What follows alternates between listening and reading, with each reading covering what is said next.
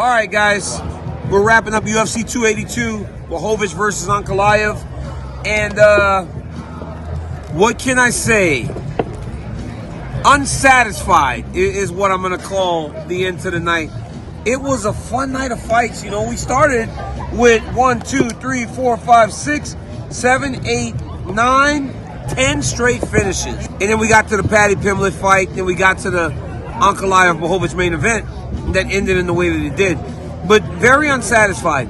And 25-minute fights are long. So you have to go back and watch round 1 to truly see where my argument and Joe's argument lies. Because if we watch it back and see round 1 for Jan Blachowicz, then maybe we were wrong. And I'm not too big to admit that I may have been wrong, but going after the 5th round, I felt pretty certain that Magomed Ankalaev had won the fight. One judge scored the 3rd round for Ankalaev, and I thought that was probably the most egregious of all the scorecards, because Ankalaev, while he had a good round, a close round, he got hurt bad with a leg kick to where he was limping. The guy's limping around the octagon. How in the world do you score the round for him, especially when the rules are very clear? Duration, damage. That leg kick and that reaction was the most damaging strike in the round. And just because of that, that round should have been scored for Jan Blachowicz. For me, the problem is in round 1. Now, Jan Blachowicz didn't help himself saying, give Ankalaev the belt. Now, that could be a reaction to Joe. Because Joe did say, me and DC thought you won the fight to Magomed.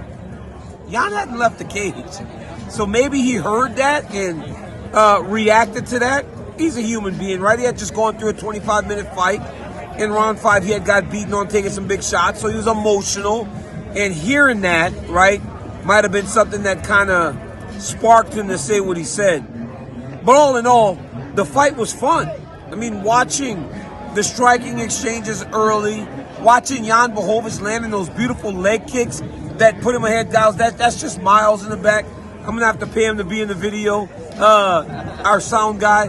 But it was a fun fight, especially the first 3 rounds when those guys were just standing and striking. We saw Jan Blachowicz's power on full display, as we always do. We saw Magomed Ankalaev, the sniper that he is, landing good shots in those exchanges. So there was a lot of good and a lot of fun in the fight. Then we saw Magomed pivot to use wrestling to help him win down the stretch. The one thing Jan Blachowicz has to do, though, is he's got to shore up that hole if he truly wants to give himself a chance to once again be the UFC light heavyweight champion. We get to the co-main event, and I thought Paddy Pimblett lost. I really did. I thought Jared Gordon won the 3rd round. I thought Jared Gordon won the 1st round. I don't have those scorecards in front of me. Most of the judges scored round 2 and I don't know how the judges scored the Pimblett fight, honestly. I'm recording this on my phone, so I can't look back to it. But they're putting a lot less emphasis on octagon control, especially against the side of the cage.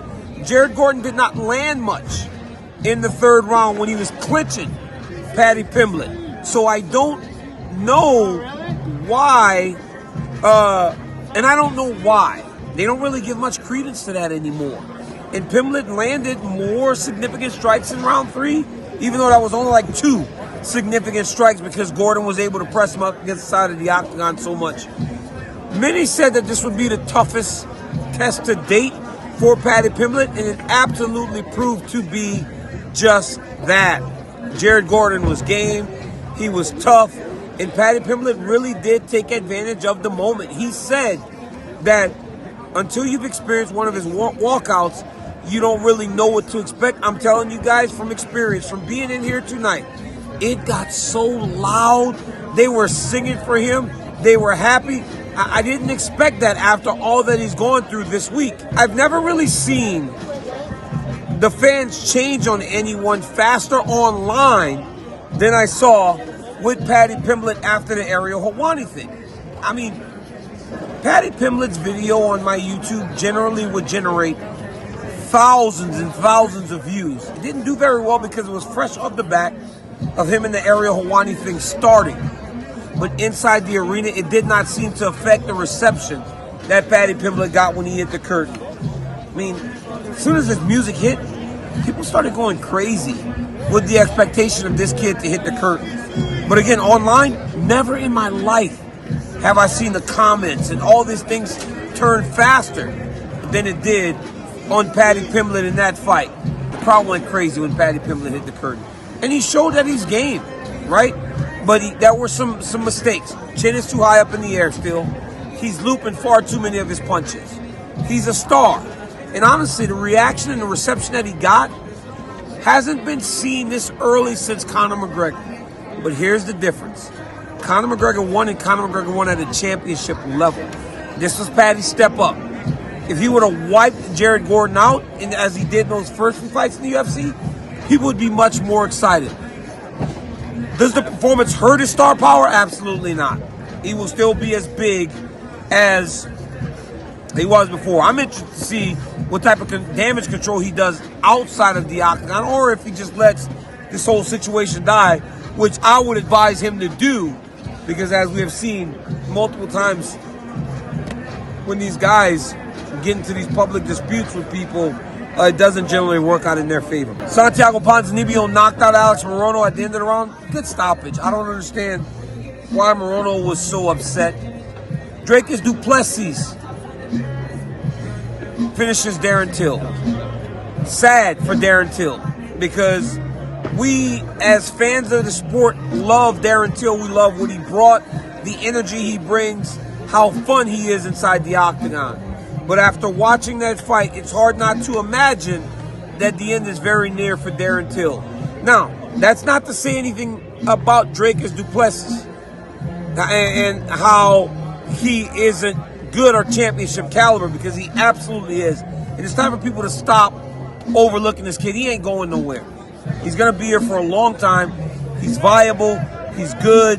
But I think tonight's performance says a little bit more about Darren Till and where he is in his career, even though he's still very, very young.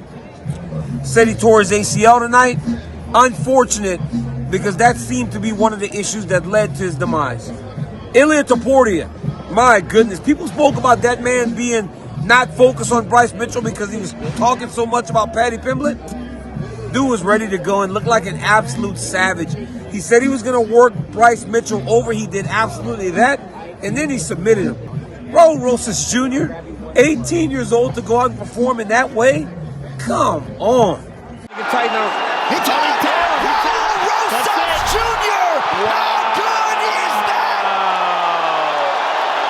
that? That kid is so confident and so sure. I didn't think for 1 second. Guys, we spoke about it before the fight.